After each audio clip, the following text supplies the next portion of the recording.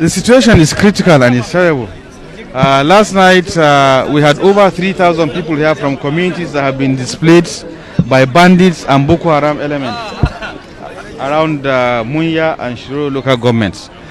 However, some of them have started going back to their various homes, and there are some other communities that we think are safe, they can go back.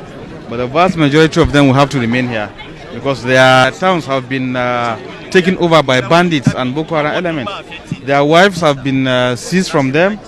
Their wives have been forcefully attached to Boko Haram members elements. In fact, I just heard they've already placed their flag in Kauri, so which means they've taken over the territory. And this is what we have been engaging the federal government with. And unfortunately, it has now gotten to this stage that if care is not taken, nobody, not even Abuja, is safe. We have been saying this for long. We've been saying this, and all efforts have been in vain.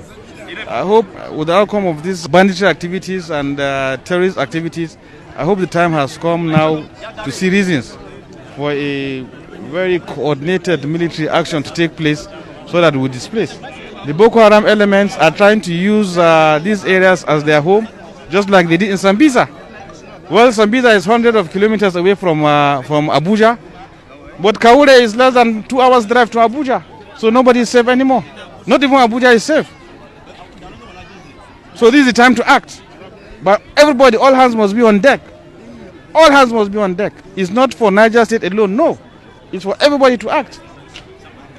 We have made all the efforts we need to do, and we have done it. We have tried our best. I am confirming that we have Boko Haram elements in Niger State around Kauri. They've taken over the territory. They've installed their flag. I'm confirming that now. They've taken over the wives of people by force.